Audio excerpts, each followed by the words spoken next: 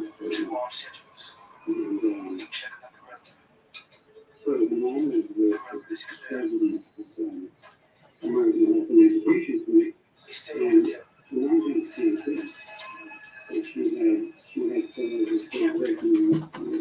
windows is big enough. This issue's man. Can't see out. It's gotta be it. Once we get it, we disappear fast. 100%. 847.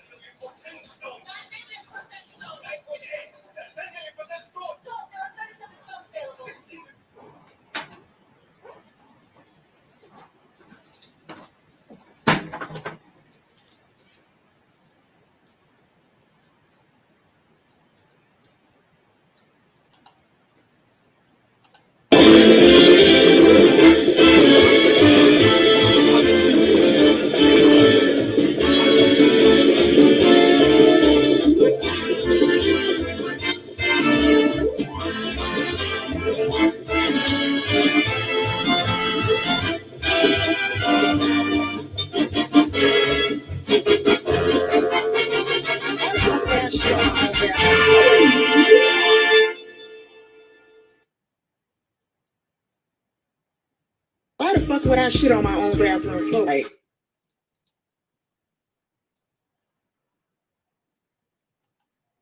why the fuck would I shit on my own bathroom floor? Like,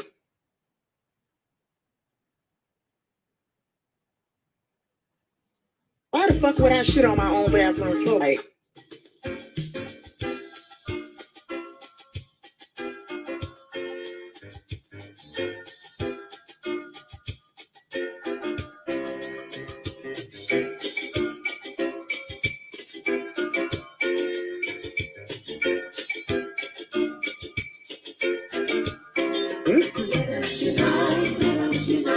Everybody jump.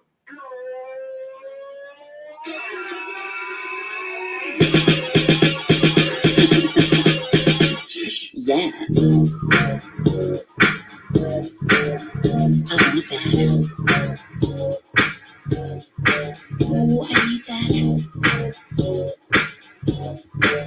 Got to have that. It's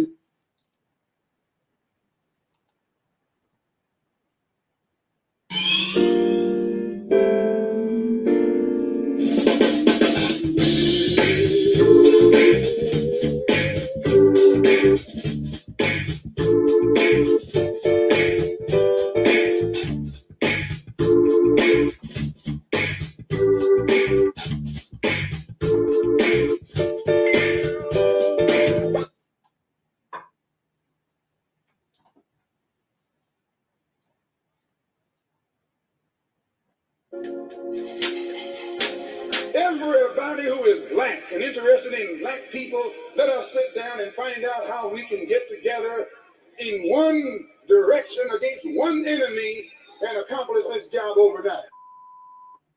When soul singer and black activist Sam Cooke wrote the lyrics to his song, "A Change Is Gonna Come," it was very direct and to the point. With some changes to it, the song was still digestible. In the year 2019, black folks continue to go through the change rather than direct the change. A community activist named Taalik Ibn'rad has made an appeal similar to what Sam Cooke was asking for. A change. It's said that the meek shall inherit the earth. We ask when. When will the landlords give the meek a free lease? Mr. Ibn'rad is humbly asking for the state of Mississippi. This is Dusty Basement Studios, and we approve of this message.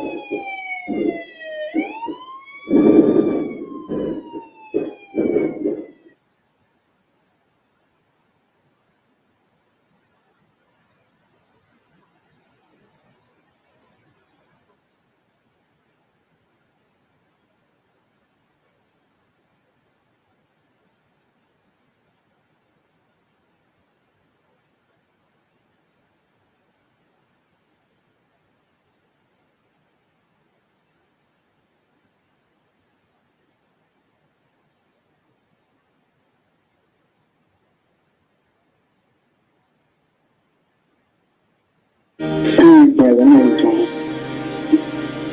I want to marry you.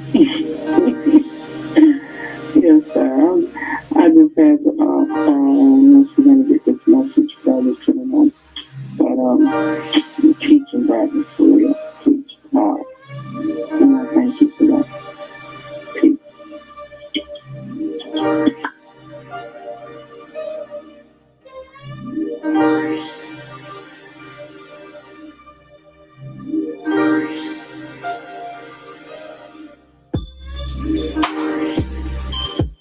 I don't know when you're going to get this message, but I just want to let you know you are done.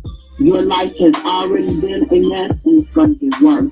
That was low down and dirty what you do to a woman with children, and you know I need my car. You're going to take my car keys, but that's all right, because I will get another, get another car key made. But and then for you to cause the near, you dirty snake in the grass, I pray you die, and you're going to. You're done. Everything you just had, you're going to get it back now, for real, because you playing with the wrong one. That was low down and dirty. And if I even had any thought of even talking to you again, you just do it. So don't turn on a happy life, because you will not be having a long one at all.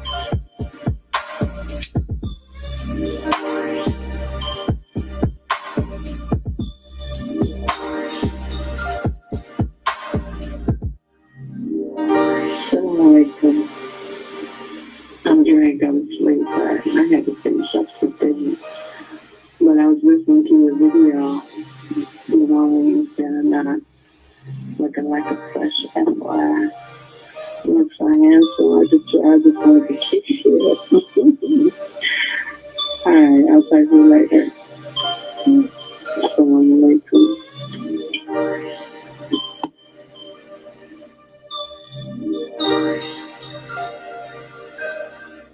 And again, I don't know when you want to receive this message, but how can you take my car keys, and how could you try to do something to come between me and my daughter, even if you are so wrong? But I already know you're immoral. All the nasty pictures of the women you have on your computer, and then all the nasty pictures of people's vaginas and butts and tits, you are immoral and low down and dirty. And I'm going to tell you something else. You did not do anything but make our life a living for him, and I was not going to let you do that.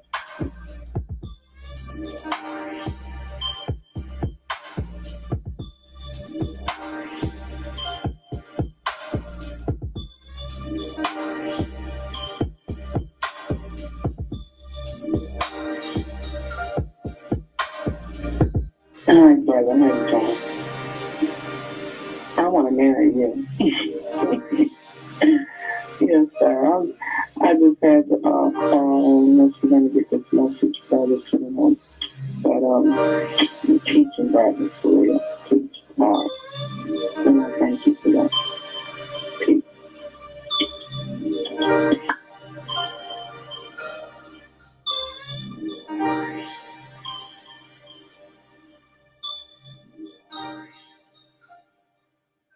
I keep it real. What, dear? Because I keeps it real like that. I keeps it real.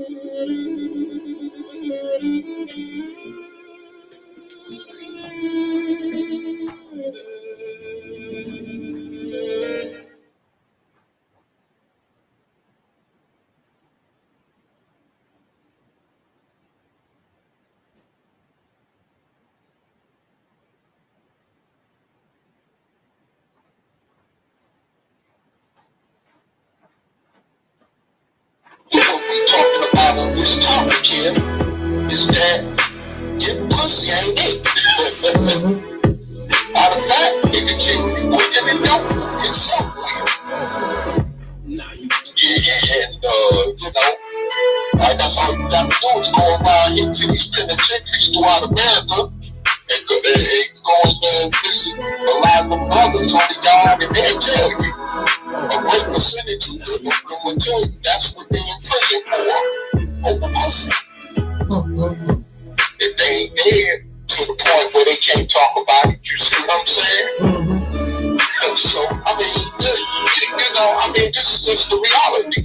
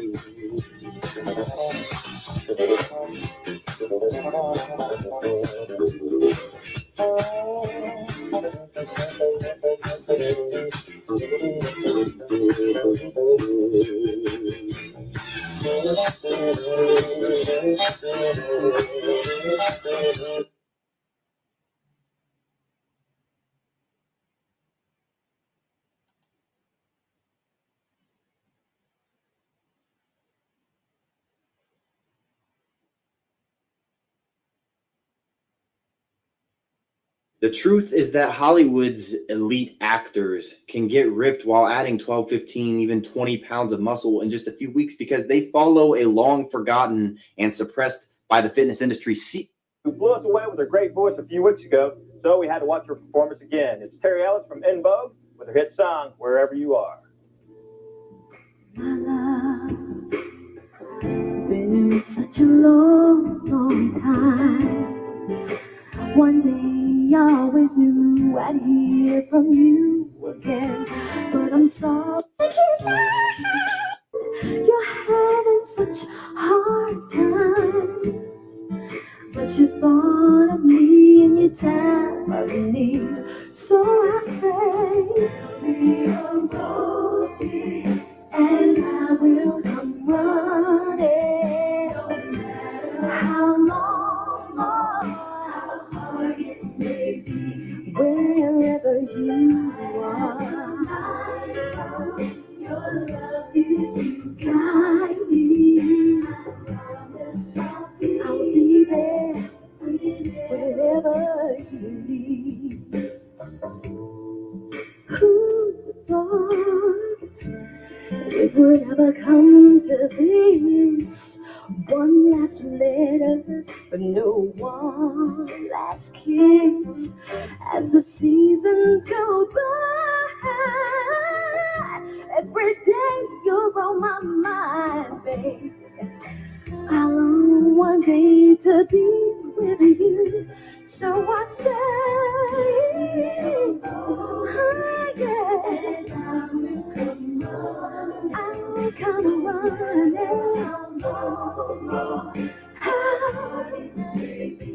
wherever you are,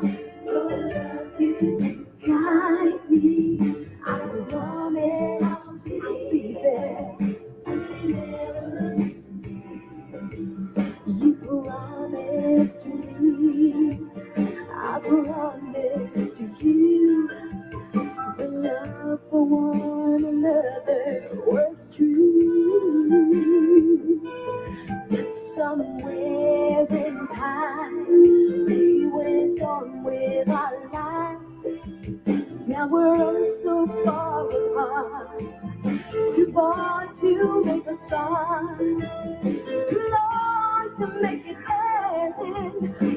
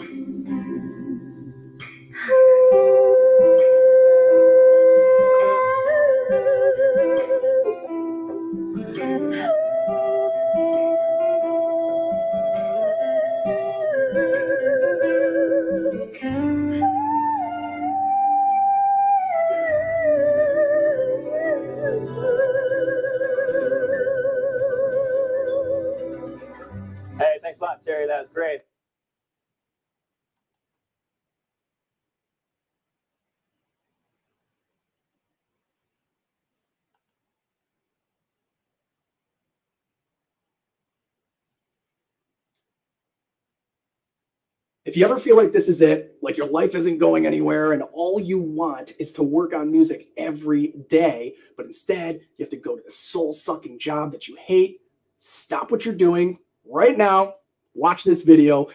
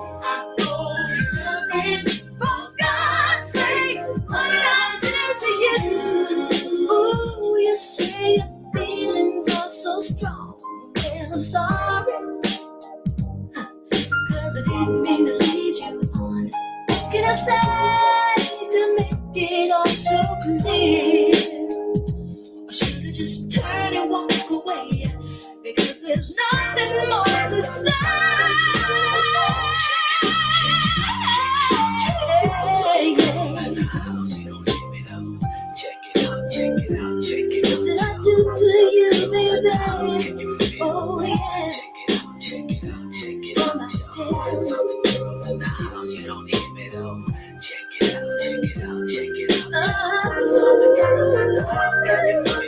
All I wanna do, boy, is be your friend. I owe you nothing. What did I do to you?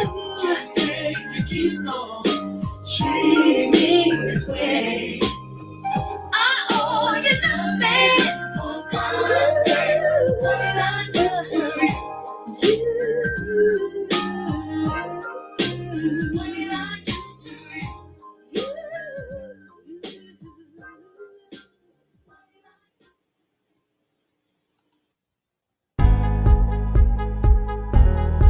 People ask me every day, what do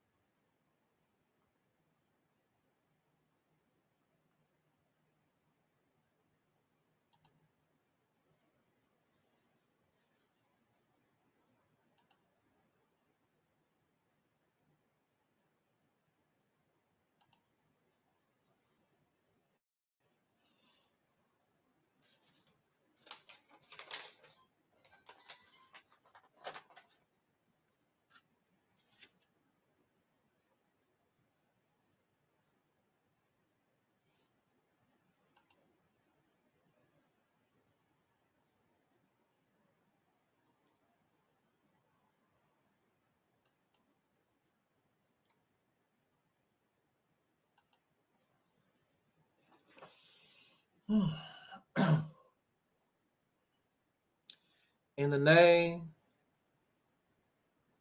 of my ancestors, peace forever and always, and welcome to another edition of what we call the Reality's Temple on Earth Internet Ministry.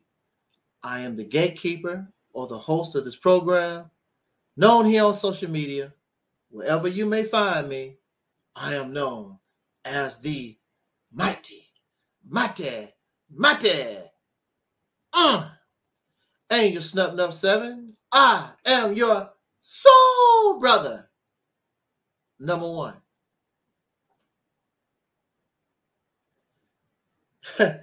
Before we get into our short topic, and it should be short, it don't always turn out that way.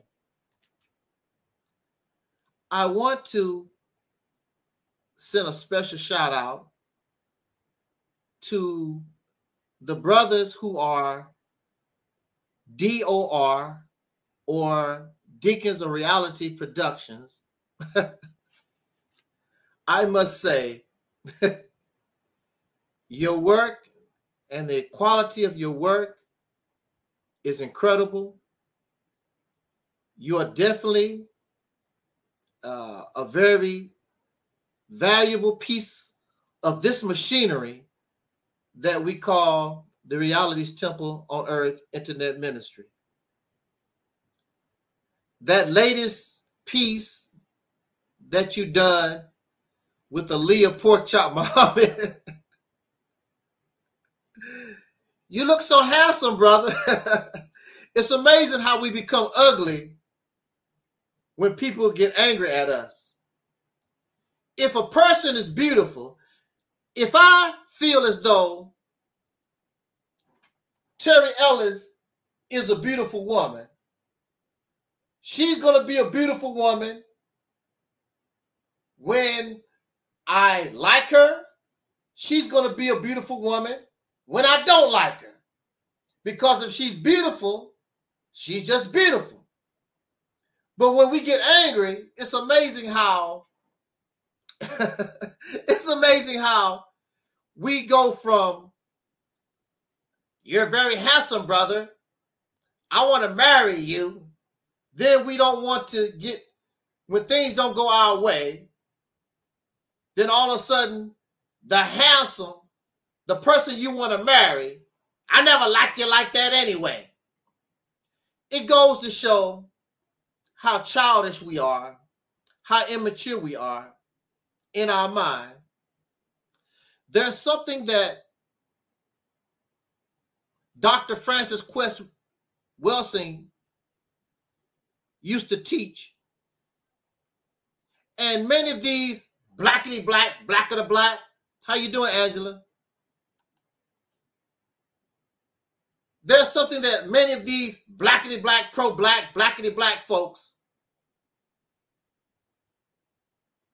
they talk about Francis Cress Welsing a lot. May she rest in peace, if that's possible. But there's something she always used to write and say that they don't really quote a lot. But Dr. Francis Cress Welsing, who I believe also is a student or a protege of Dr. Neely Fuller Jr., somebody else of whom they mention, but they really don't care too much about because he's not blackity black, the black, black, black stuff. He is more like us before we came into existence, but I know that we're on the right path because we had someone prior to ourselves already discovered that blackity black and this sick race game is not the way to go. It has made us more sick. It has made us like those of whom oppress us. It has turned us like those who oppress us. Our ideas of success, love, marriage, everything we are is like the ones of whom put us in this condition. So how are we going to come out of this condition? How are we going to change this condition trying to be like our oppressors? And even those who are part of your Aboriginal family, even those who are part of your African family, they have taken on the same mindset, the same mentality.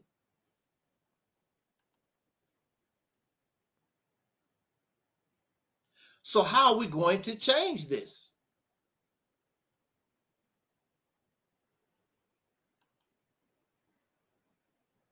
We can't.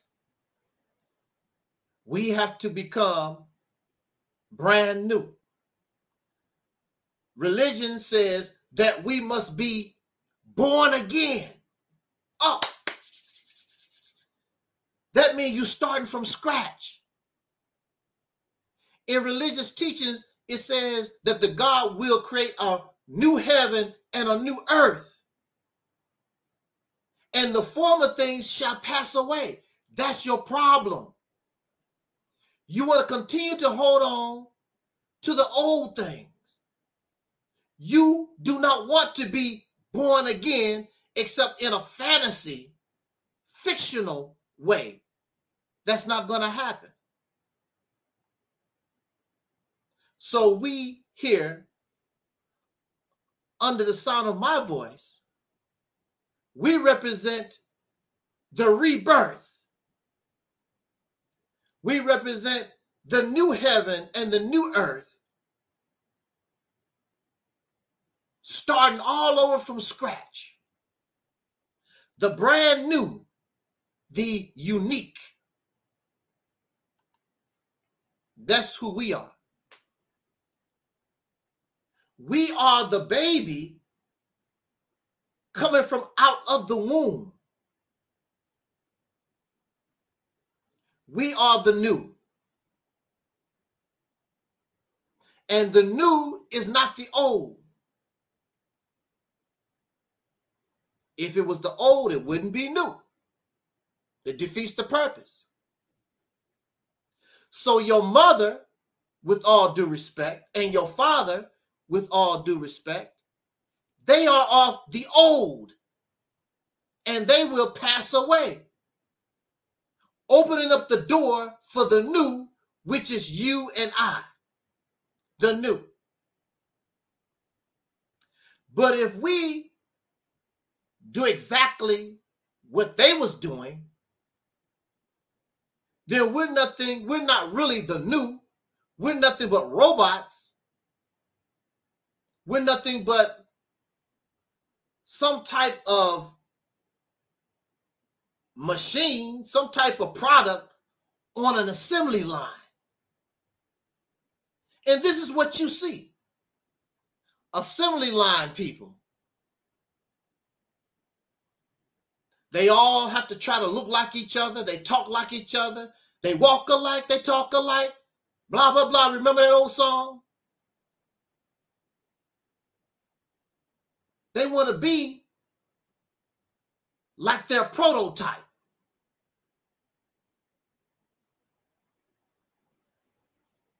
We all should have the right, and we all should be able to express our own individual, unique identity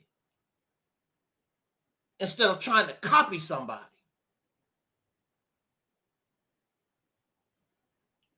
Who knows what you can give the world? But if you're trying to be like your mother, that's all you're going to be, is your mother. You can't go no further than where your mother stopped. If you're trying to be like I want to be like my daddy, well, then you're going to stop and you're not going to know no more and do no more than what your daddy did. The purpose of life is to evolve, to move forward.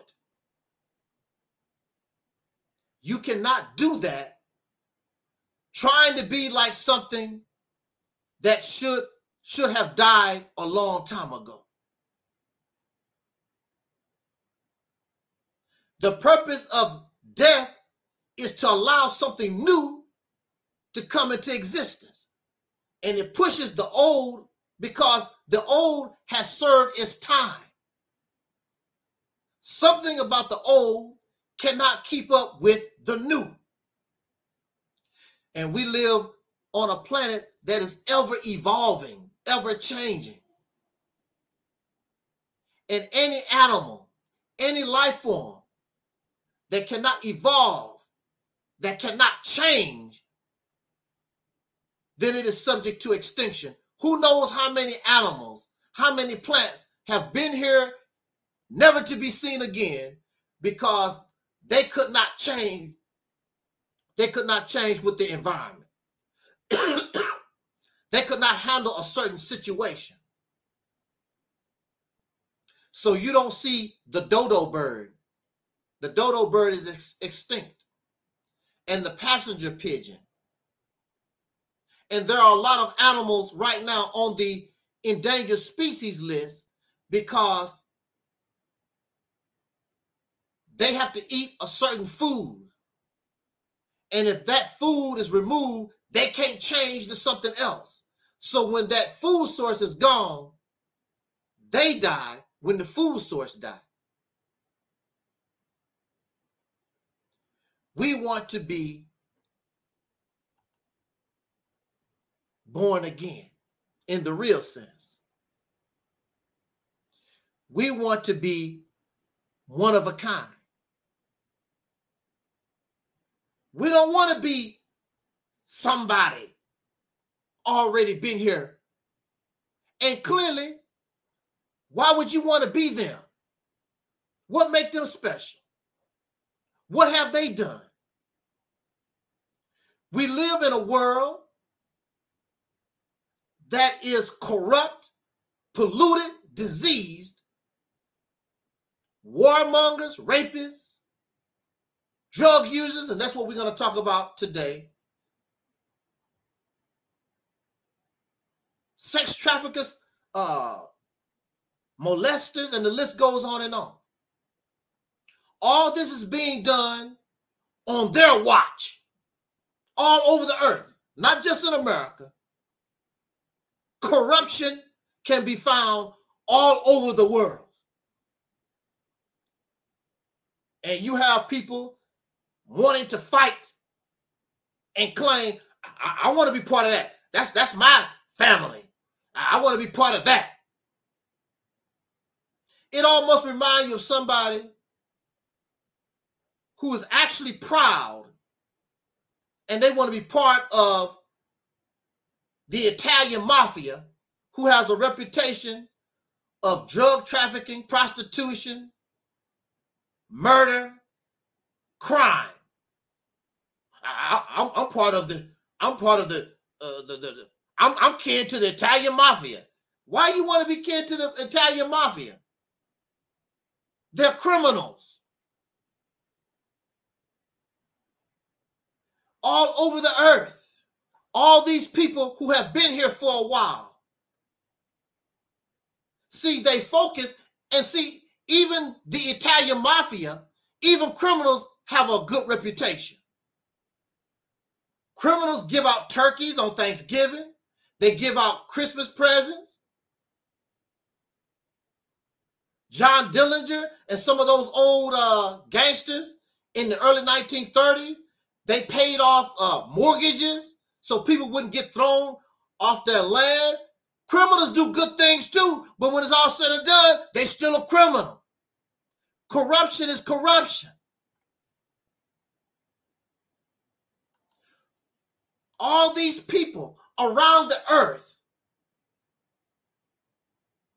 are corrupt. If they wasn't corrupt, we would not be living in corruption. We wouldn't be complaining. We wouldn't be having the serious problems that we're having right now. So the Aboriginal people, they were only focused on the history that they think make them look good. And the black Muslims will only concentrate on the history of Arabs that look good and just ignore the Arabic slave trade. They just ignore that. Don't like to talk about it. Don't make a big issue of it because it contradicts this narrative, this picture of holy and righteous, and they're not. Christian people just ignore the history of Christianity when the church advocate slavery, the church advocate wars and murder. They know these things. It's just simply ignored. And you want to be part of all these things. So we bring those sides to them. And they don't want to come around us because we will remind you that what you want to be part of is not holy and righteous. They always focus on the parts that make them feel and look good.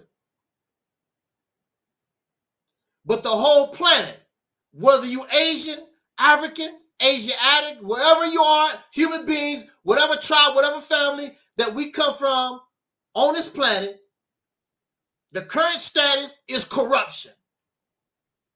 So whether you live in the United States or you can go to Africa, you're not going to escape corruption. And most of the time you will see that these societies and these civilizations, they are controlled, they are dominated, they are run by corrupt male gender. And women are always pushed to the side. Women are basically slaves. Women are basically the inferiors. Not only in America, but around the world. So, if we're going to be reborn, if we're going to be brand new, we're going to have to be opposite of this world. Our problem is there are some things in this world that we like, and we don't want to change that. That's why nothing changes, because there's parts of the corruption that we like. So nothing changes. Racism in the United States would be very, very easy to get rid of. The reason why we're having a difficult time to end racism is because they want it. There are many, many people, black and white, who like racism. It gives them an advantage. They learn how to live with it. They learn how to get the benefits out of it. Why mess up a good thing? Because it's giving you a problem. And even those who complain about racism, they're not really fighting and trying to get rid of it. They're trying, how can I work within the racist system so I can get my piece of the pie? And that's what you hear all the time. I want my piece of the pie. They don't talk about let's share the pie. You don't hear that. I want to get my piece of the pie. Like we're a bunch of puppies trying to get a nipple, pushing the other puppy out the way. All the puppies trying to find their space, not trying to share, trying to find the best nipple so they can drink. Greedy and selfish all over the earth. I saw this group of puppies, and it was so sad. All the puppies had good size and was fat, but then it was this one small puppy starving to death because the puppy was not strong enough to get a good tit from the mama dog. And that's what you see here. You see, we live in an environment, they even say it's a dog-eat-dog world. It's a dog-eat-dog world. What's our favorite word that we like to call a woman in this society? You bitch. Female dog. A dog-eat-dog world.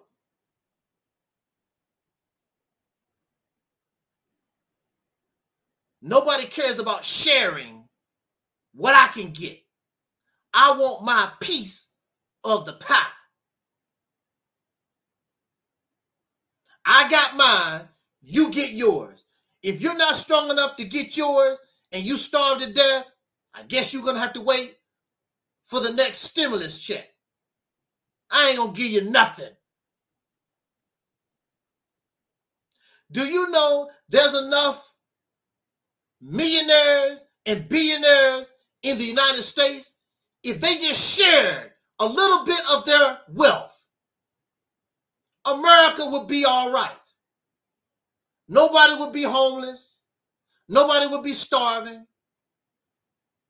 And when people rise up able to help themselves, then we can reach out to other countries and nations and help them when we share. But I want it all. It's all mine, mine. America, I want it all. Canada, I want it mine. Mexico, everybody, it's mine, mine.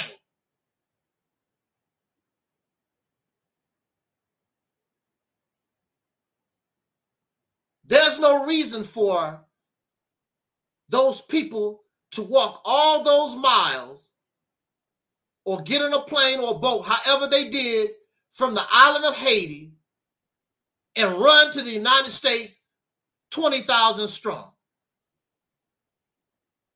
When the nations of the earth could have easily shared. But you have people, even though you sincerely share, You have some greedy ass folks who in between the people in Haiti will never get their money. They will never get their help. Because the person in the middle, I'm going to get 80% and Haiti will get 10% or less. I heard that during that first disaster with Haiti, I heard that there was a Clinton company, Bill and Hillary Clinton's company, they were skimming off the top. There were a lot of people taking advantage of all that money going to Haiti during that disaster. I'm very sure there's a lot of people who are skimming off the top, ripping off the help that could be going to the people in New Orleans. Many of them still don't have power. They still don't have water right now. And you don't want to change this? And when you look at our pro-blackity folks, they're all out for themselves. It's the same mindset. It's all about me. There's a brother, I call him the slimy squid. And he put up a video showing him and his son chopping down trees. That's supposed to be an example of the blackity black. No, that's what you're doing for yourself. You and your son chopping down a tree do not help me. Do not help my niece. Do not help my nephew. It do not help East St. Louis, Illinois. It does not help St. Louis, Missouri, because you and your son is chopping down a tree in Georgia. Because it's all about you. All these businesses, let's start a business. You're starting a business for you. Your business is not going to do nothing for me. Your business is not going to do nothing for EnVogue unless you take some of that money and go to that concert. It's not going to go do nothing for me. All these projects doing different stuff is not going to accomplish nothing. They're too dumb to get that in their mind. All these different projects doing all this different stuff for you. You're doing it for you. It does not help nobody else except you. So they laugh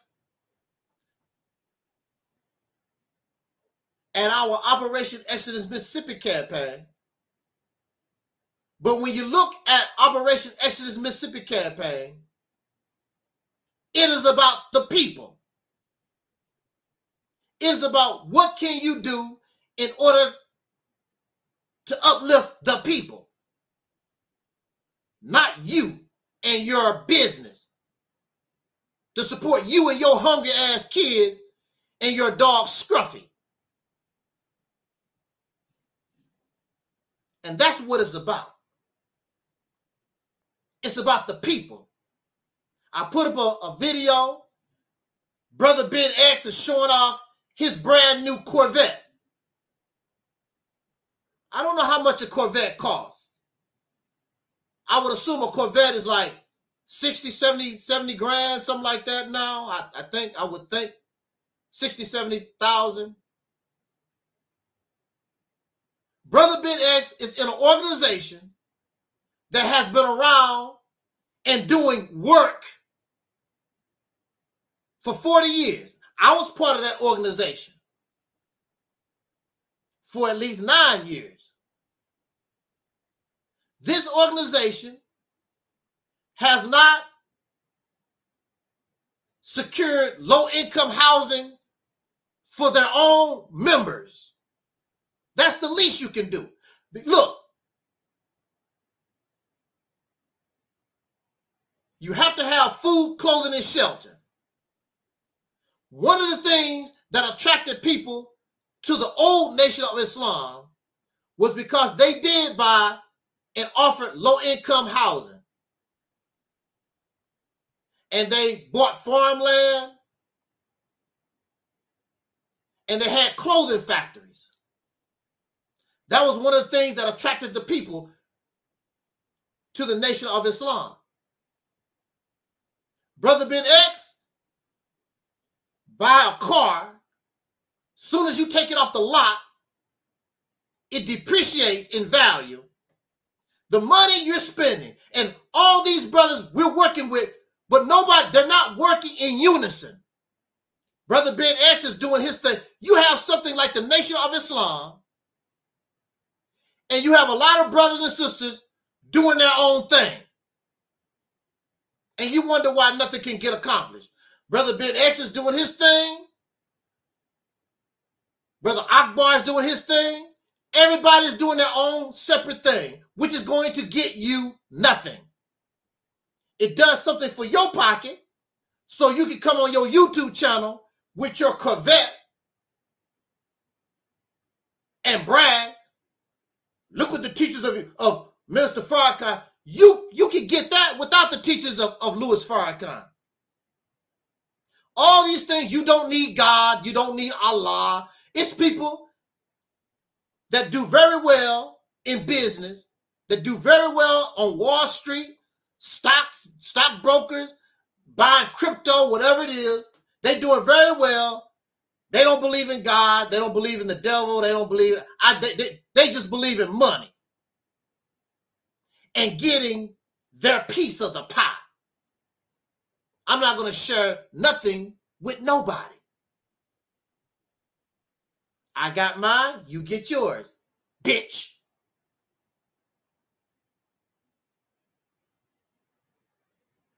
And so we have in this society,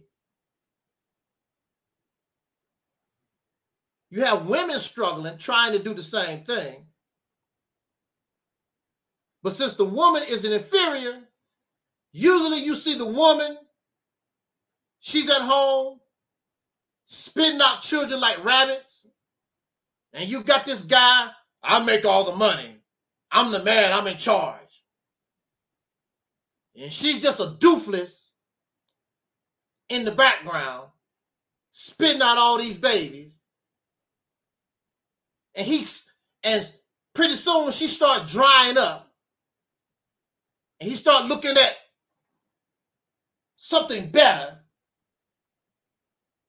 So she's just there because he takes care of her and all those 20 children she done spit out.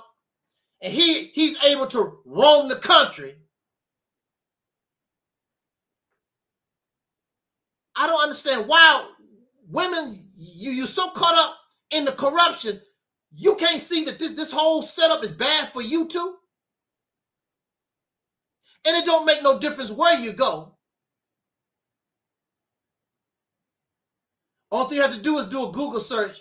You will see how women are treated really, really bad all over the world by men. And you don't want to change. You don't want this to be reborn. You don't want a rebirth. Wow. But that's what we represent. We represent the brand new. We represent the rebirth. We represent life. We are the real church of the living God. Everything about this ministry is about life. The life-giving message. It's about life. It's about soul. Giving us our life back. That's what we are about. Raising the dead to life. That's what we are about. And one of the things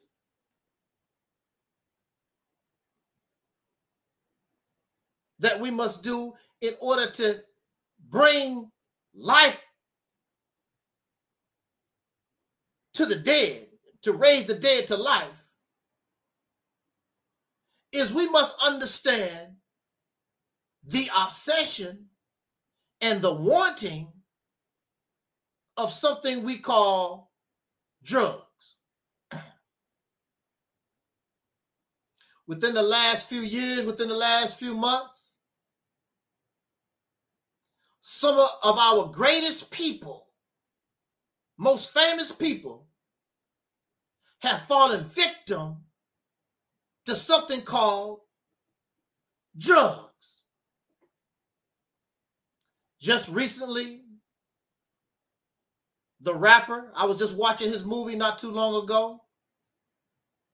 May he rest in peace if that's possible. I was watching DMX. Incredible talent. DMX was an incredible talent. Rapper, actor. They say he was a humanitarian, a very good brother, but he became a victim of drugs. As great as he was,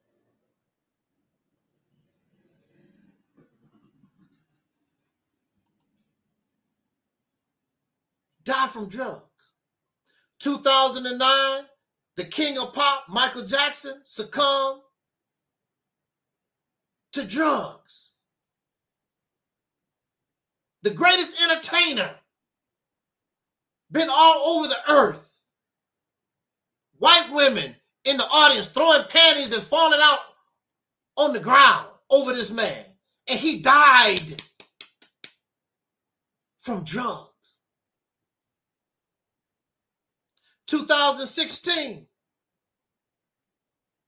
the artist Prince, one of our great ones, who was Michael Jackson's only real competition, died from drugs. Whitney Houston drowned in the bathtub, messing around with drugs. One of our greatest singers ever. All these great people, they died prematurely. This is premature death. This is volunteer death. They all died because of drugs. How can you be so great? You got the world at your feet. Wherever you go, thousands of people foaming at their mouths. They just want to touch the hem of your robe.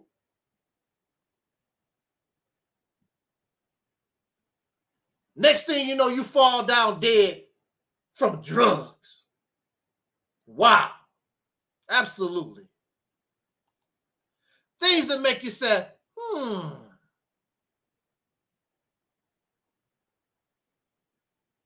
You have, and the thing about all this also, now correct me if I'm wrong, DMX believed in God. Prince believed in God. Michael Jackson believed in God. Whitney Houston believed in God. There are many people who are dying as I speak. They believe in God and Jesus and Allah, and they're dying from an overdose of drugs. How is that possible? How can there be a church on every corner, a synagogue and a mosque? People talking about God and salvation 24 hours a day, and you got people falling dead from drugs.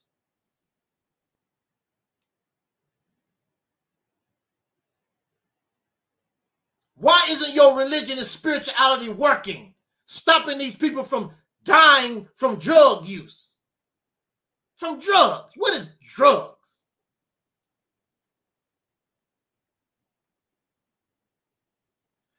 We're talking about illegal drugs. Well, we're also going to talk about legal drugs, because Michael Jackson's drugs was all legal. They wasn't considered narcotics. They wasn't considered illegal drugs. See, a drug is medicine. You have natural drugs and you also have chemical synthetic drugs. There are drugs, or there is components in some plants. If we understand that plant, we can take that plant, make a tea out of it, we can eat it, and if we have some kind of something in our system that's all messed up, if we drink the tea, if we eat the plant, it can help us overcome the ailment that's bothering us. That's the purpose of drugs. The purpose of drugs is to help heal or cure an ailment, or at minimum, help you deal with whatever problem that you have. So drugs, there's nothing wrong with drugs. The problem with drugs in America and around the world is what we call drug abuse.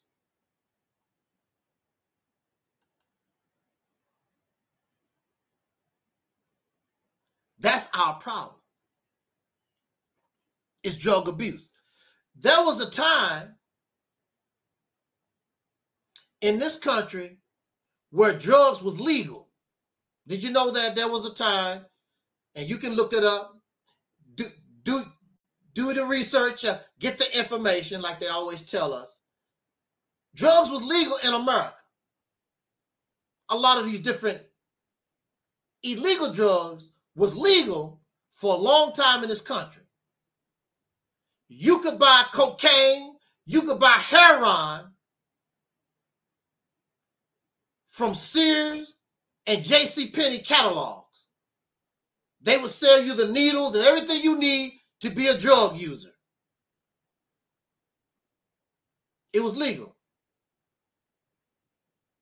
There was a time when they actually did put a certain amount of cocaine in the soft drink called Coca-Cola.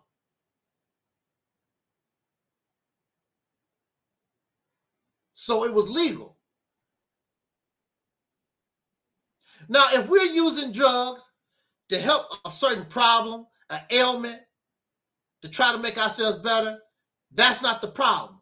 The problem is substance abuse. That's the problem.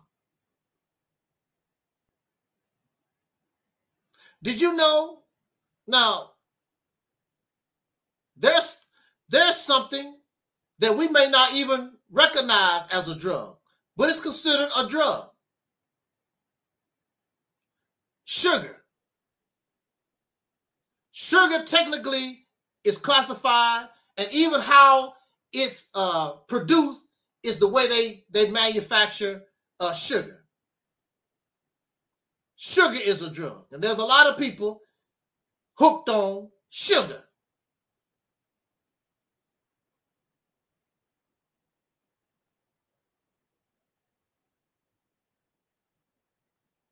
Now, there was an epidemic in the 1980s. I was a young man in the 1980s. And I believe it started in California. It was something called the crack epidemic. Now, before crack,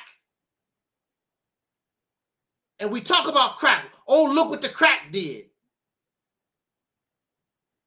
Alcohol. Y'all love to drink. Some of you are watching my videos right now. You got one of this by your side. That's my old SNIFFY. Ain't nothing in it. It's empty can. That's my SNIFFY can. You got to have some liquor, some beer, some wine, some vodka. That's a drug. And alcohol causes all kinds of cancer. People go crazy and they might shoot their mother, their wife, their daughter, son, shoot the dog. You drive while you drunk. Crack cannot compare to what alcohol does to people every year.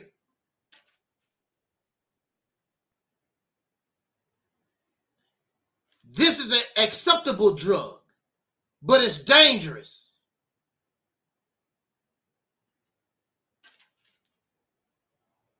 Some drugs are acceptable, some drugs are not. Before there was crack, there was heroin in the black community. And recently, they've been talking about the meth epidemic. It's terrible, terrible. All of it is terrible. Now, this is what you have to think about. Now, no matter what drug, now look, America is probably the #1 country of drug addiction, drug abusers. You have Mexicans fighting and killing each other so they can get drugs to the United States because Americans are dope fiends. We're living in a country of dope fiends, regardless of race. You have Asian dope fiends, you have African dope fiends, you got Arabic dope fiends, you got black dope fiends, you got white dope fiends. You're surrounded by a bunch of dope fiends. You don't know who you're going to run into in America because people are out of their mind. They're doing drugs. At these parties, in these clubs, in these strip joints, all over the country. And you're not going to stop it because they want it. This was illegal at one time. It was called prohibition. They couldn't stop the people. The people wanted them some beer. They wanted some alcohol. I don't care what the consequences is. I want to get drunk. I want to get high. I want to smoke my weed. So now they made marijuana legal because that's what the people want. Ooh, that's good.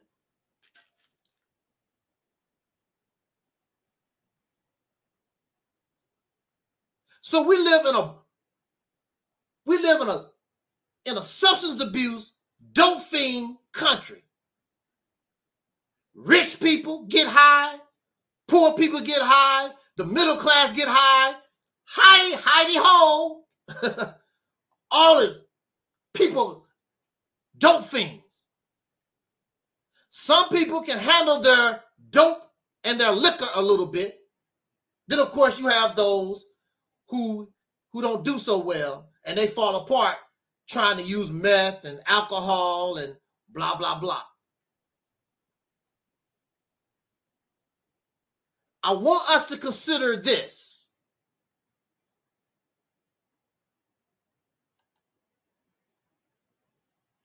Women, I want you to consider this. Women are dope fiends, okay? These women are getting pregnant, okay? She's a dope fiend. She's a crackhead. She's an alcoholic. Whatever her drug of choice is. She might be addicted to sugar. That's a drug. She's pregnant. She's forming a baby in her womb. These chemicals, the sugar, the alcohol, the meth, the fentanyl, whatever the drug of choice is, this is affecting the child, the crack. There are a lot of black people out here who were born during the crack epidemic. Their mother and their father was doing crack. Drugs affect your sperm. Alcohol affects your sperm. So you got a woman who's a dope fiend, she's pregnant, and you're forming this human being, and part of your makeup is drugs. And you wonder why so many of us, we can't think worth a damn. We look normal. Our brain is all messed up. It's all, we're through. You wonder why we have anger management problems?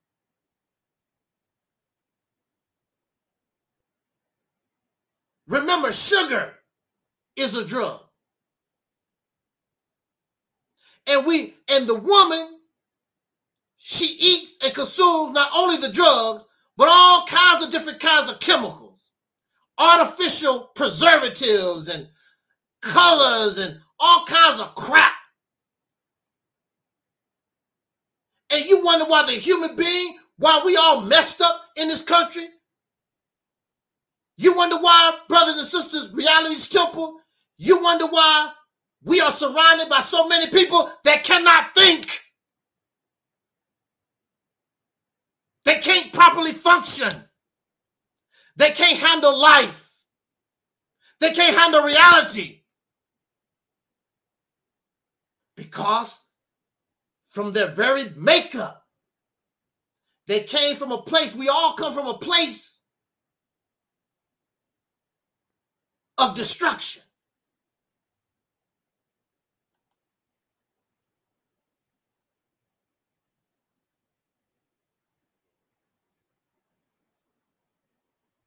When I go back and forth with some of these people on YouTube, I always ask them, was you raised on Similac milk? Because that's chemicals. That's not real.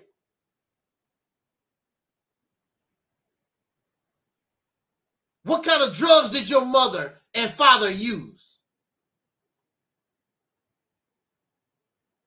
We run around here thinking or assume folks automatically supposed to, they're normal. There's nobody normal in the United States of America. So you have a lot of nerve to call somebody else crazy when you're not normal. There's nobody normal. There's nobody on a level where they can judge another person and talk about, you crazy, you insane. When your mothers and fathers get drunk, eat a lot of sugar and chemicals and all kinds of garbage, what kind of human being you think that's going to produce?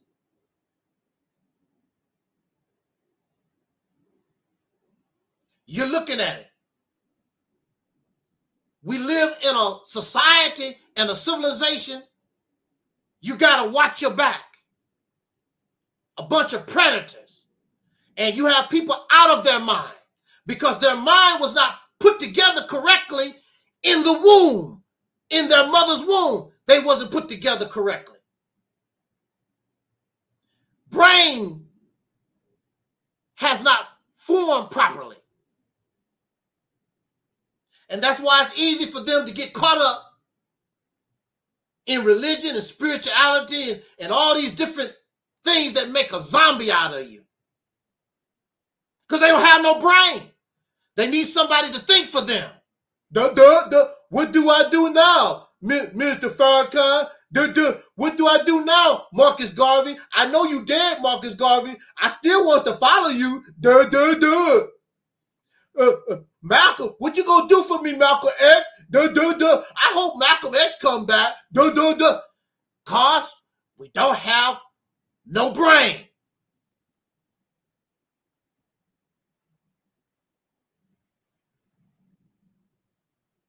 So you should not be shocked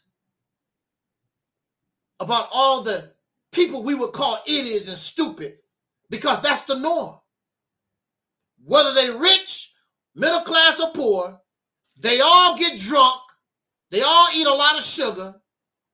They the majority abuse drugs.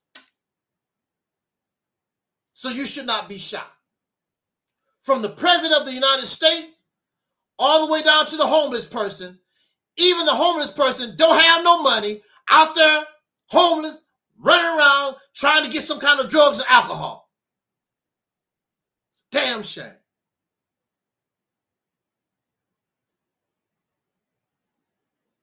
You can get stabbed. You can lose your life because somebody want to get high.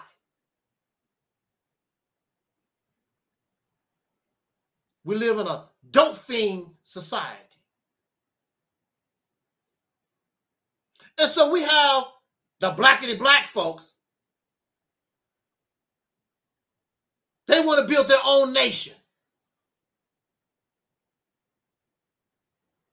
Well, you can build your own nation. All your dope fiends will be black. You don't have to worry about Caucasian or Asians. All your dope fiends is going to be black because you still have the same mentality. What are you going to do different where your people don't want drugs? So they have drug addicts in Africa. There's drug addicts on the Native American reservations. Wherever you go on the earth in civilized society, Western society, you're going to find dope fiends.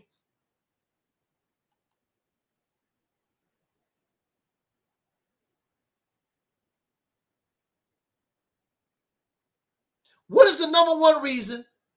What is the number one reason why people want to do drugs? Because it brings them pleasure. It makes me feel good.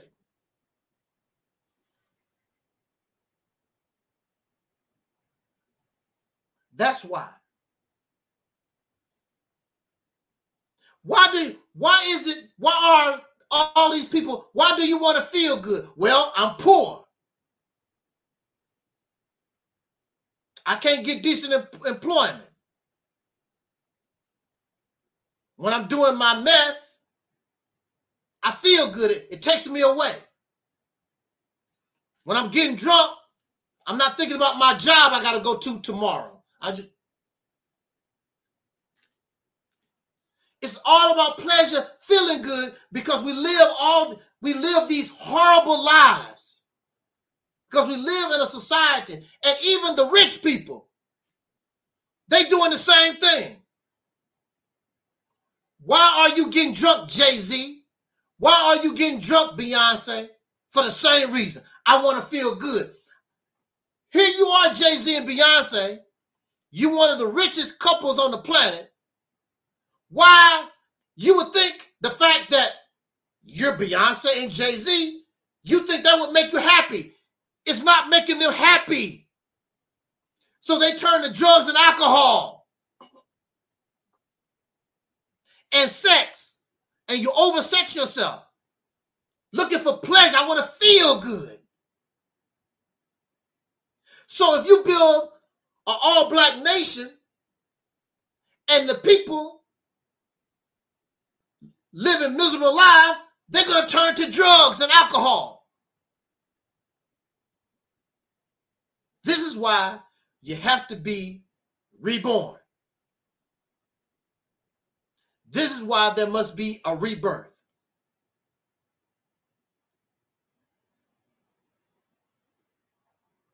Pleasure seeking. if you look at DMX and Whitney Houston and Michael and Prince, all of them would tell you about the pleasure they was getting from the drugs. Pleasure seekers. I want to feel good. It doesn't make any difference if you're rich, poor, middle class.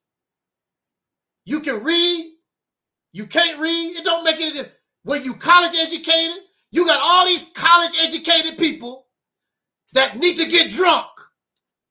You think they would be getting high off the wisdom, the information, and the scholarship that they're getting.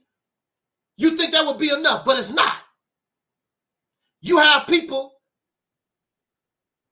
professors, master's degrees, they alcoholics, dope fiends.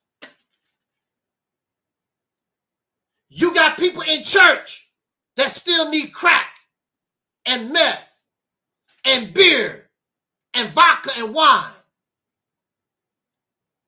Whether she admits it or not, Aleeyah Pork Chop Muhammad, a black Muslim, supposed to follow the teachings of Elijah Muhammad, she need to smoke weed and drink her wine and get drunk. I thought that the teachings, getting close to God, was enough, supposed to give you your pleasure.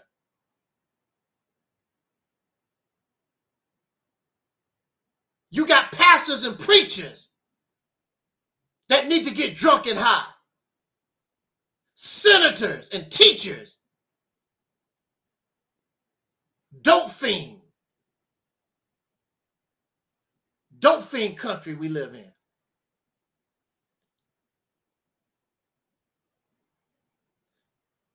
That piece of trash, what's his name? There's a piece of trash. I forgot to get his picture. There's a piece of trash, Jason Grellner, I think that's what, he was a deputy, Franklin County, Missouri.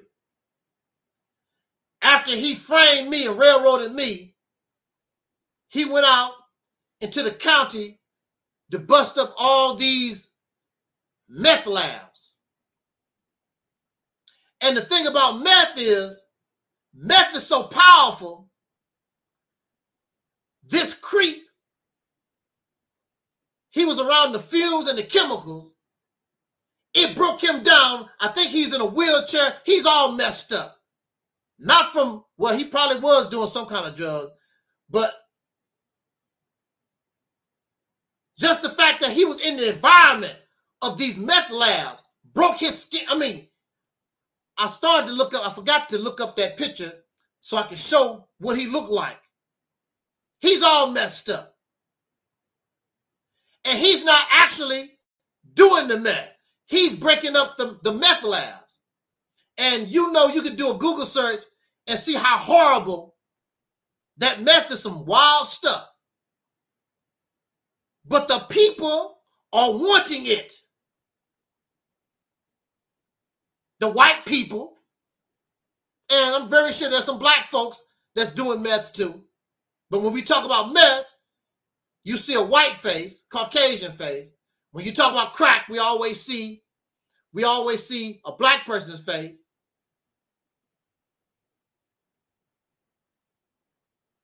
But it's all messed up. So in conclusion, I want to answer this question, and I want to raise this question to us. In the 1980s, we found out the CIA, and this is a fact, and one of the persons that was used was this guy called Freeway, what is that? Freeway Ronnie Wilson, Freeway something. They used him and a whole lot of other suckers. And the CIA flooded the soul community, black community, in the 1980s with crack cocaine. So they could fund their war in Nicaragua, something like that. Yeah, Freeway Ricky Ross, absolutely. There we go. And this is true. We know this now. So you have the government purposely, Ronald Reagan and all these other flunkies, they purposely sending crack cocaine and other drugs into the black community. I remember I was watching, I think it was The Godfather, and they was having a meeting, and they wanted to get into the drug business too.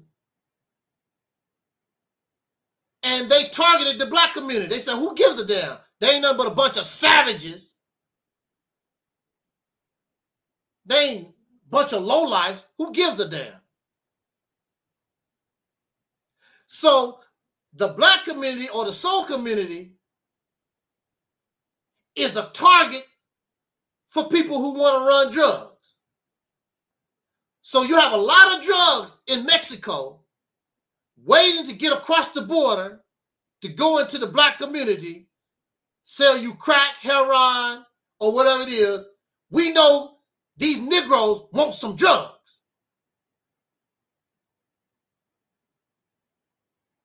Now they focus in the media, they focus on the black community, but we know the #1 drug users who really got the money to buy drugs is the rich and the middle class white people. And they got all kinds of assorted drugs. Black people known, poor black people are known for crack. Poor white people is known for meth. But the rich and the middle class, when they bust them, they have all kinds of assorted variety. It reminds me of Forrest Gump. You know, drugs is like a box of chocolate. You never know what you're going to get with them.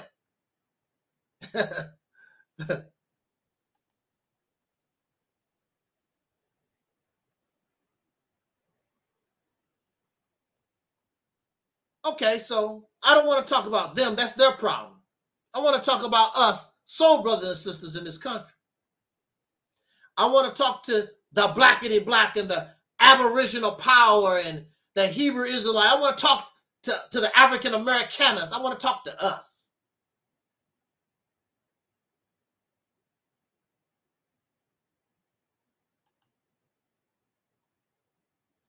One of the things that pro-blackity black, pan-African folks, they love to talk about is the 1980s crack epidemic. They love to talk about that. Bad old United States government. White man's the devil. Look what he did. Put crack in our neighborhood. You know, heroin in our neighborhood. Put the drugs in our neighborhood. Bad old white man. Bad old white man put those drugs in our neighborhood. Did it on purpose. Bad old white man.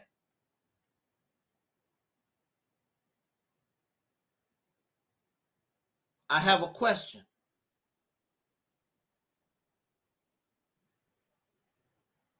Why do your people want it? Just because somebody bring you drugs don't mean you have to use it.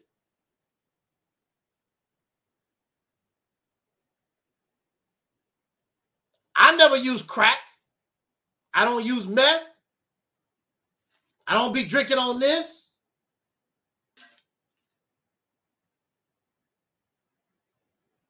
They did not involuntarily make you do drugs.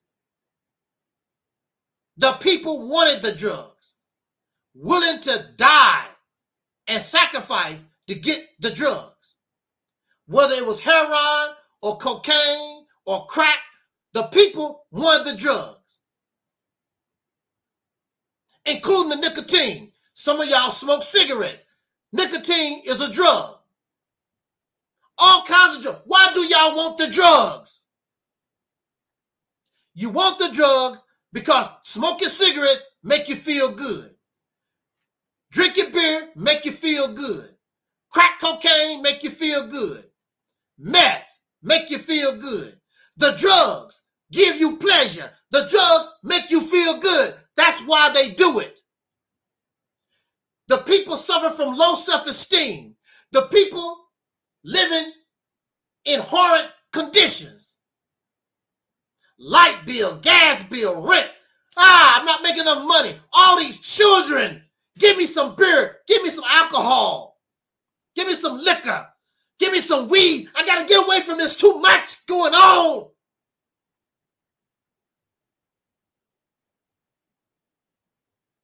And it's no different when you're rich. Rich people smoke weed. They get drunk. Something is wrong with our lives, how we live our lives. You can't find pleasure in life. The love of your children ain't good enough. The love of your wife ain't good enough.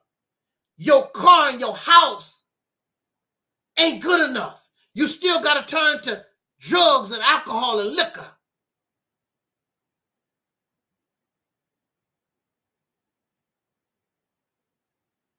Still got to seek pleasure. You're still trying to escape.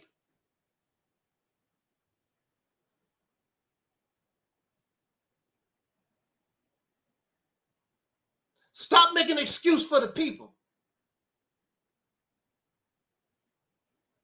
Oh, the white man. The white man did not make them do drugs.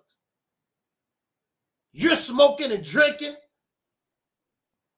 Ain't no white man around. All these Negroes going to the liquor store ain't no white man making you go to the liquor store.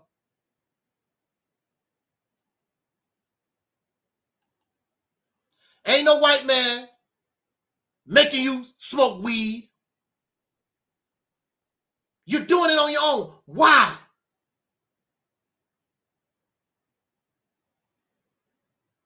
Something is wrong with our lives. It's something that religion and spirituality cannot do nothing about. It's something that our ideologies and the way that we live, we're unable to solve the problem. This is why it's necessary for a reboot. This is why it's necessary for a rebirth. Do you know I get high? Do you know I find pleasure? I get high and I find pleasure on coming here and talk to us about how we're going to solve this problem. And the more we're able to solve that problem, the higher I get. And see, when you get high on life, this cannot compare because this is temporary. The drugs is temporary. All those things is temporary. That's why you got to keep drinking. Got to keep smoking because it's temporary. It wears off.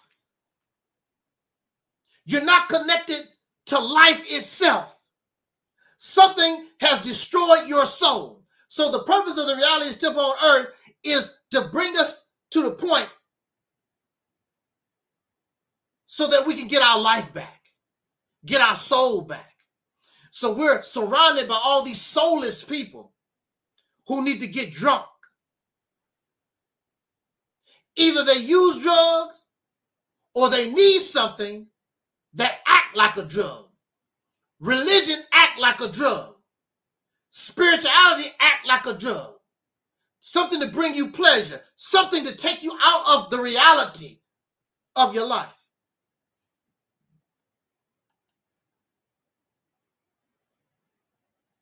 Do you know you will find more pleasure if you accept the reality and just dealt with the cards we've been dealt with instead of trying to escape? Because overcoming these obstacles, that's what your brain is for. Our brain is given to us. Our brain is given to animals to help them survive and overcome obstacles so they can live. You waiting on somebody else. And since they're not showing up, then let me turn to this. Let me turn to crack. Let me turn to meth. Let me turn to fentanyl. Let me turn to Jesus. Let me turn to Allah. Let me turn to something that can do my thinking for me. I don't have to do nothing.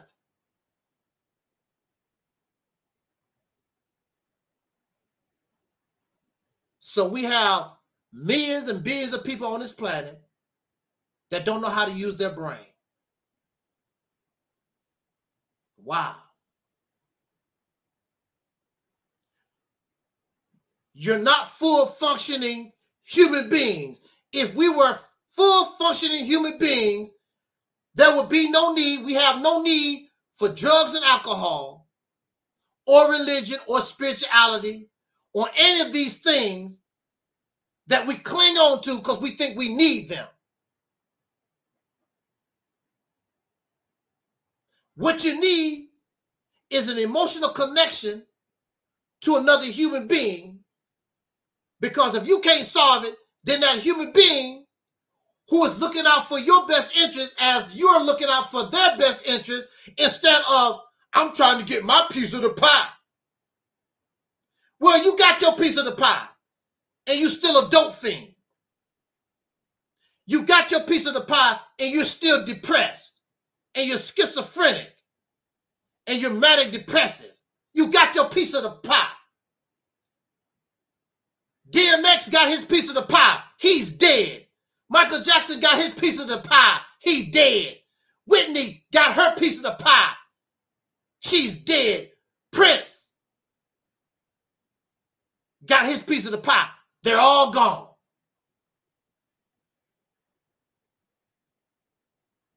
Because their piece of the pie did not contain living, did not contain life. This thing that we call life right now is nothing but zombieism. We're nothing but walking zombies. Life is trying to get a new car, a new house, swimming pool, movie stars. And those things are dead. They are non-living. You can only live when you are connected to life.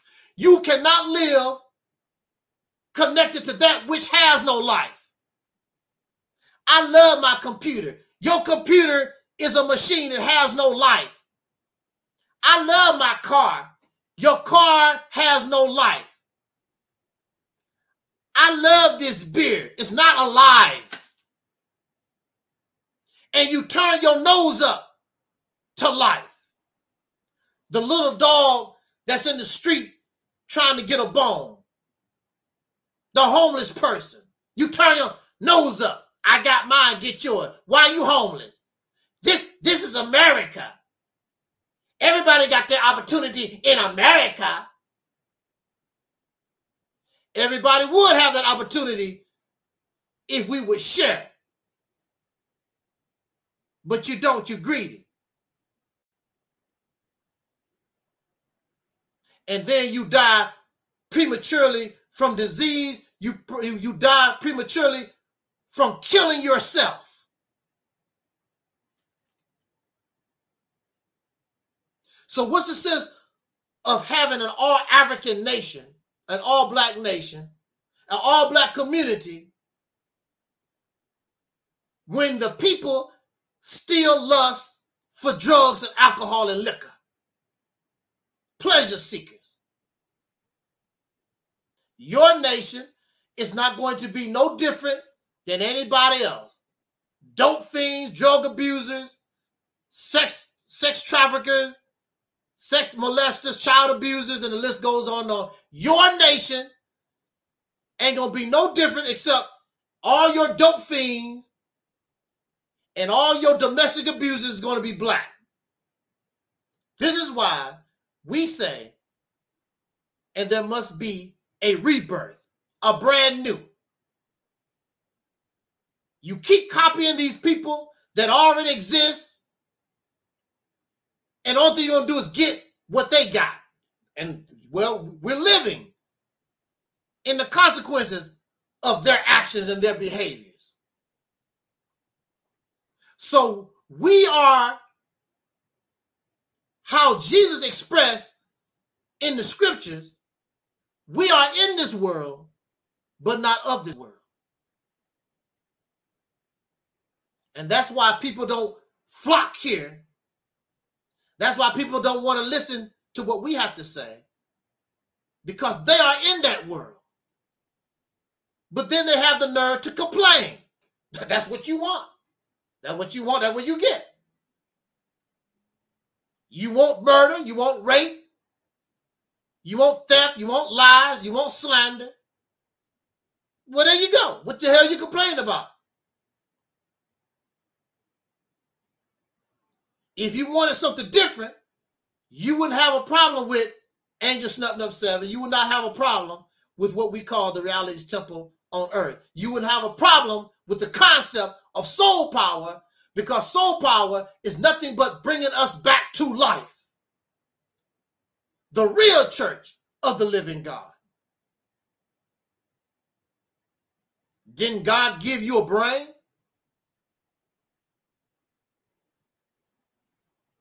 Why aren't you using it? Because you're trying to copy.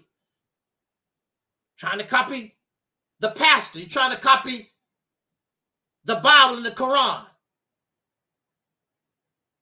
Well, you know, chapter such and such of Genesis and the Quranic verse. Why are you trying to copy dead people? Just like Brother Phil Fox said in one of his comments, the Bible and Quran ain't alive. These people talk about what the Bible said and the Quran said. That ain't nothing but a book. It's not alive. We're always connected. We're connected to that which is dead. The people in the Bible and the Quran are dead. They're not alive. They're gone. You never knew them. And who's to say they ever existed? And you turn your nose up at people who are alive. Dr. King gets more respect, more support now that he's dead. Malcolm X gets more support now that he's dead. We don't care nothing about the living.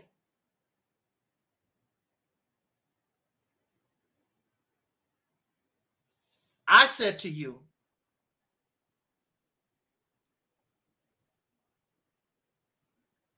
that it's time that we accept reality,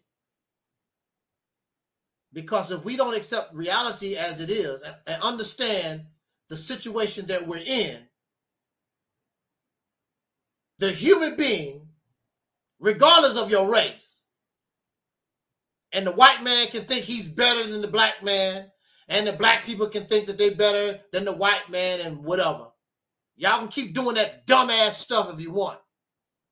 The bottom line, on the current path that the human being is on, you're on your way to extinction. And maybe that's a good thing, because you're too damn smart to be so stupid like we are. Mr. Farrakhan say, if you can't do good on top of the ground, maybe you do better under the ground. This planet is changing because it's responding to abnormal human activity. And there's a lot of folks that don't believe that.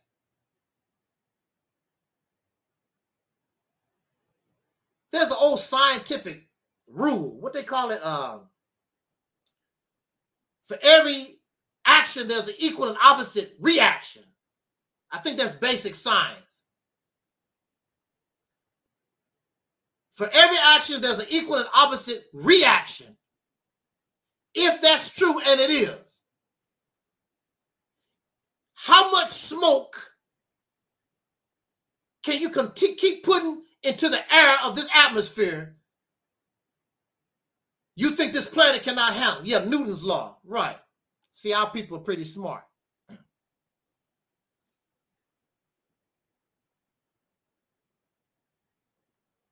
It's just like us. I'm going to say this, we're going to get out of here. I don't know, for some reason, people think that the earth can just handle everything we do. The earth can handle it. That's not true. I mean, we can take a very simple example as this. A little tiny drop of water. Drip, drip, drip, drip. Nobody tripping off a little tiny drop of water. Now, the first thing a little tiny drop of water would do is get on your nerves. I'm sick of that. All that dripping stuff. Do something about that. Call a plumber. Well, that's the first thing. Now, it may not look like nothing, but this little tiny drop of water, drip, after a certain period of time, it'll break open steel, break open rocks, drip, drip, drip. And this is a little drip. So here we are, as human beings, burning fossil fuels every day. We throwing away computers. We throw away computers and cell phones, all these electronic gadgets that contain mercury, arsenic, and other poisons, and we're throwing them into the earth. You think it's not going to have an effect sooner or later? Maybe not in our lifetime, but your children gonna get it. They're gonna get it. And the ones who are warning us about that, oh, they just trip. Ain't nobody kidding, because you like how you living right now. That's their problem. That's their problem. And see, this is the reason why Caucasian people or white people are catching hell right now, because their ancestors did the same thing. We are going to enjoy slavery. We're going to enjoy the awards that we get from doing our dirt, and we know it's going to have an effect on our future generations. I don't care. I'm dead and gone. Let them deal with it. And so they pass the consequences of slavery to their generation, and now they got to deal with it. And many of these Caucasian people never owned a slave. They never got the direct benefits. They're not rich from slavery, but they got to catch the hell because of the racism and everything that was connected to the behaviors of their ancestors. And so this is what you're going to do. We're going to sit back in the cut, whether you Pan African or black, because all of you have the same mentality as the Europeans and all the other suckers on the earth. Going to keep throwing all this poison into the atmosphere, throw your laptops and your cell phones and fax machines and all your computers with all these chemicals into the earth, and your future generations going to live a beautiful life. Not going to happen. It's not going to happen. So you younger people, I would hope that you will listen to Angel Snup Nub 7. I would hope that you will listen to this ministry called the Realist Temple on Earth, regardless of your race. Your people, these suckers right now, are sending you to hell. If you don't fully get it, your children is going to get it. It's just a matter of time. Just like that little faucet going drip, drip, drip can break open steel, can break open the hardest of rocks.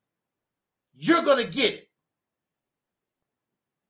Maybe it's a good thing that the human being goes extinct, because right now we're too damn stupid. This goes to show how selfish and greedy we are. We're only thinking about ourselves, what I want. My piece of the pie. Don't care nothing about sharing. Don't care nothing about nothing. So you don't care. We act just like those dogs, those other puppies that didn't give a damn about the other puppy that wasn't getting any milk. The baby birds in a tree, the other birds is getting all the food, got that one little one too weak to get the food, and then they push that weak one out the nest. That's the mentality that we have, dog eat dog world. Actually, we live worse than a dog eat dog world. We are so damn greedy. We put things that's not alive. I'm not going to put Terry over $5 billion. They say, hey, bro, you want $5 billion or you want Terry? I'm taking Terry. The hell with $5 billion. I'm going to choose life over that. That's not alive. When I get sick, the $5 billion, I can pay my bills with me, but Terry is there to hold my hand. Terry is there to cry with me at my bedside. Terry is there when I die. That $5 billion don't mean a damn thing. And you choose non-living things over that which is alive. And you wonder why the human being is in the condition we're in. I didn't say black people. I didn't say white folks. The human being all over this planet messed up. And you cannot escape it. You got those who people running. I'm gonna go to Africa. That's better. I'm gonna go to Asia. That's better. I'm gonna go to Siberia. That's better. Anywhere with so-called civilized people, you're not gonna be able to escape.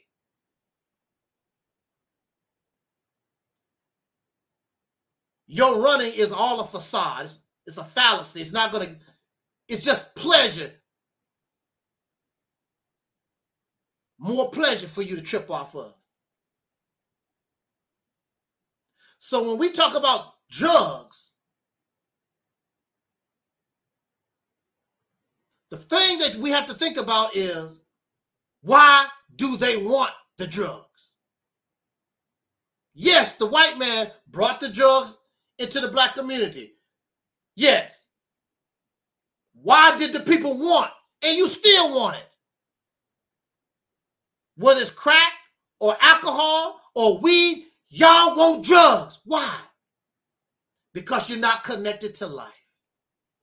And you got Jesus, and you got your spirituality, and you got Allah, and you got a brand new car, got a brand new house, you got a brand new record contract, you got all these things that you think supposed to bring you pleasure and get you high, and they don't get the job done.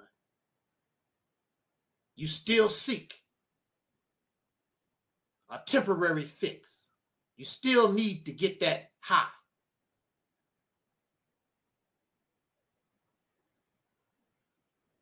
So when we talk about male-female relationships, that's part of it. How are we going to have a proper male-female relationship when our minds is all messed up with material things? And a lot of these things, our problems come from our selfishness, our greed. We don't give a damn about another life. It's all about me. I got my piece of the pie. I'm going to say this, and we're going to get out of here.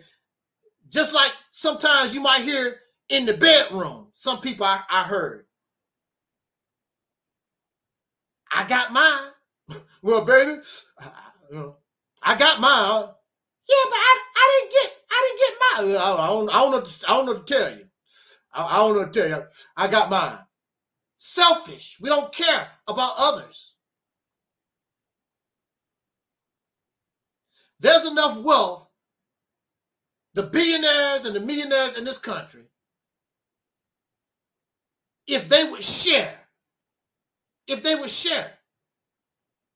we would have pretty roads.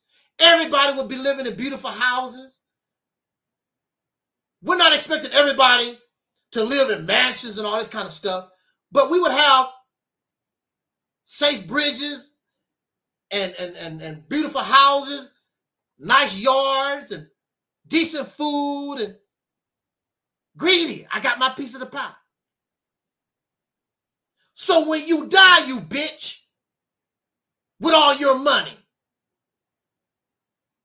can't take it with you. All that money, DMX, Whitney Houston, Michael Jackson, Prince, all that money and fame that they got, when they died, how much did they take with them? None. None. That's one of our favorite words here. I'm gonna put that in the chat room. That's one of our favorite words here. One of our favorite words. None. What's the sense of having all this stuff and you don't want to share? I remember when I was a little boy and I was the only one on the block with a basketball. And look, there was children on the block I did not like. But I still shared my basketball with everybody, and we had fun on the basketball court.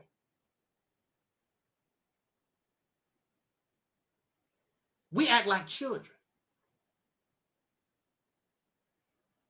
I felt so good about myself, even though it was children on the block I did not like. We still all played basketball, and I felt good about it. We all was happy. I said we all was happy.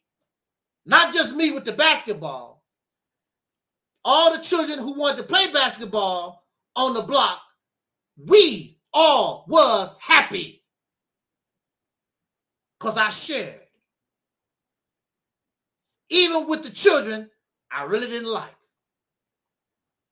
We got together and we played basketball, and basketball made all of us happy.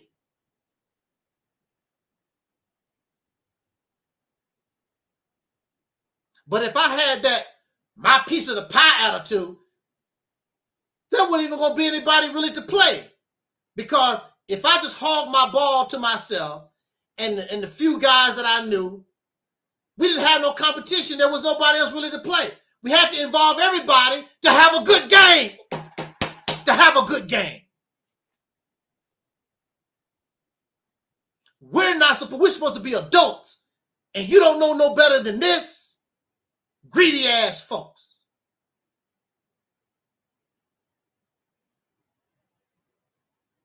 There was a story I heard from Elvis Presley. And Elvis Presley lost his mother at an early age. I think she was 50-something. And really, Elvis didn't even want to live no more because all his success really was for somebody else. It was for his mother. It wasn't even about him. I want my mama to be proud of me. We do things, it's for me. You got all these blackity black folks, I'm doing this, and they're doing it for themselves. They're not doing it for the people. They're doing it for themselves. I'm cutting down this tree. I'm doing it for my business.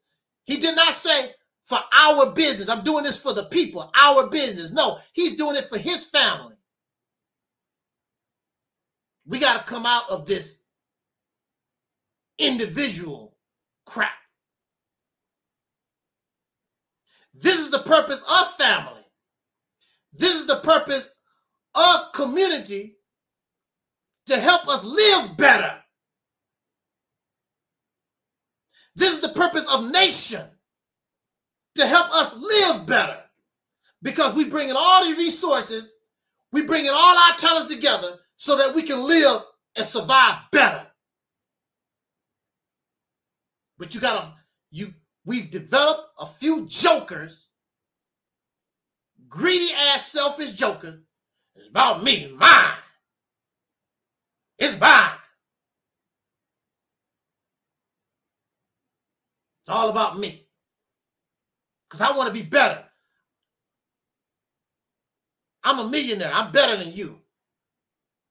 I got all these cars in the driveway. You only got one car. You ride the bus. I'm better. We turn our nose up at other human beings. But your car and your swimming pool and all your degrees and what on your deathbed, none of it's going to be there. Only the living can come to your funeral. We got to get out of this materialistic mindset. When we begin to appreciate life and get connected to life itself, I can guarantee you there's going to be no need for drugs. No more need for this. And you're going to stop drinking and smoking and doing crack and all that stuff on your own. When somebody show you how to live,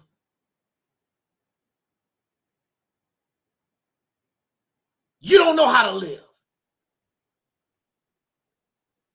We only know how to function.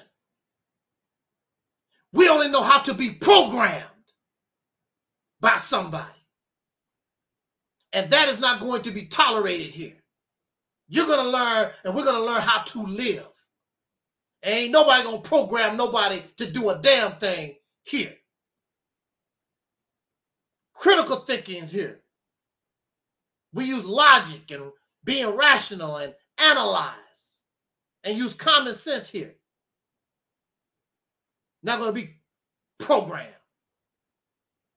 No programming. None. Choose life over death. We're here only for a certain period of time. We should be able to enjoy that time. You cannot enjoy it chasing dead things.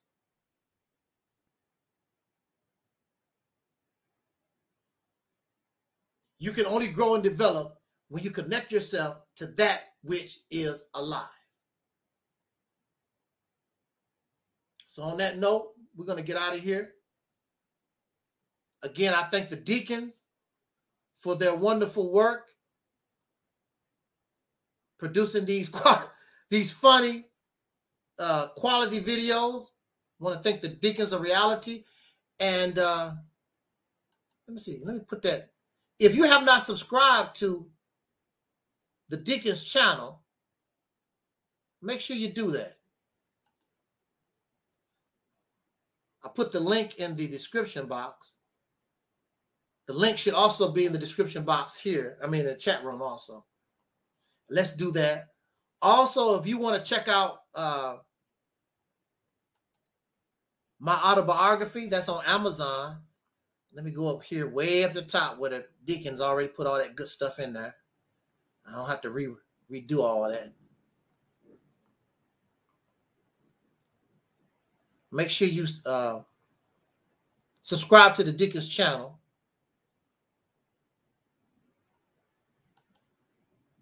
Subscribe to the Deacons of Reality channel.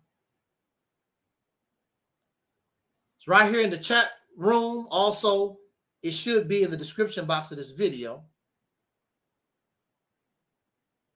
And if you would like to get a copy, check out some of my autobiography. The link is also in the description box. It's right here also. And of course, learn about Operation Exodus Mississippi campaign, because that is the vision, that is the plan, that is the solution, that is the answer, and it's way beyond what some of these people think. And if you want clarity, if you have questions, we're always open to that. But we're not open to all that, to foolishness. There's a lot of folks. And also, tongue tied. I also understand that some people will never get it. They can't comprehend because their mind is trapped in zombieism. They trapped in all that stuff. Also, if you want to donate to the platform and show your appreciation, you can do that also. Angel Snub 7, $, Angel Snub 7. That's Cash App. And other donation information is in the description box of this video.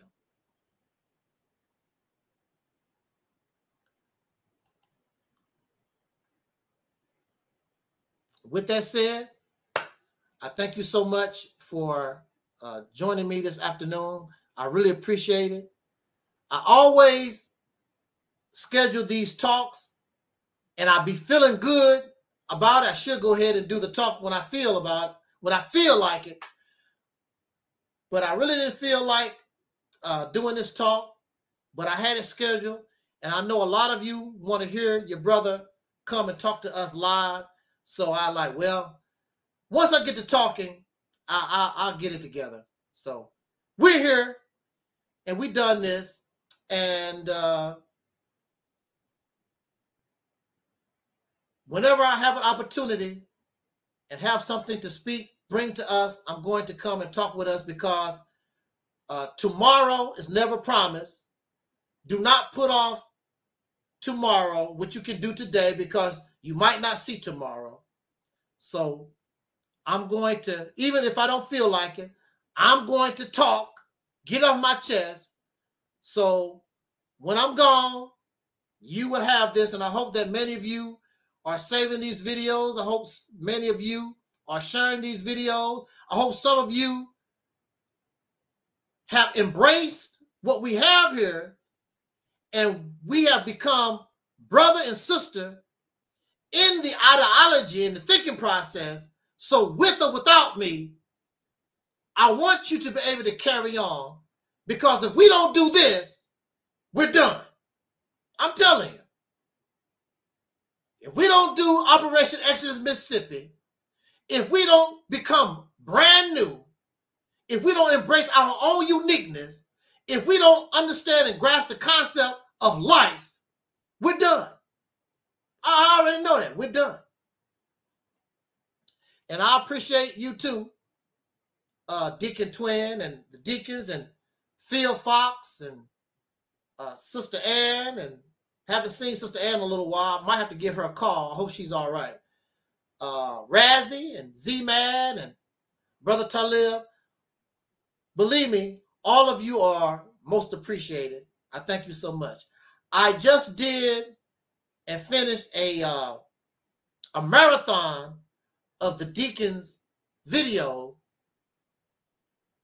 and it's almost like an hour and a half, 2 hours long, and we're gonna do that maybe tomorrow in the evening time, and just watch a marathon of the deacons. Watch these videos. I mean, that last one with Aleeyah Muhammad, I mean, all of them is just funny. And even if I was Aleeyah Muhammad or Sister Noble or some, I mean, the videos are funny. Me, myself, if somebody was making videos like that about me, I wouldn't even get angry. I mean, if they funny, creative, I mean, they talking bad about me, but it's all in fun. Some folks, they take things so serious, but hey, you know, well, that's their business. I can laugh at myself, no big deal. Oh, I missed Mello. I'm glad Mello popped up there. I forgot about Mello. I said, everybody got to say Mello. Mello #1 up there at the top. Mello is MVP, most valuable player, no doubt. Thank you, everybody. So, with that said, jot down your comments. Let's talk about it. Like, share, all that kind of good stuff. And I'll catch y'all on the flip side of the mountain. As our brother Dr. Cornelius used to always say as in parting, I wish us love, peace, and so, and we are Audi 5000.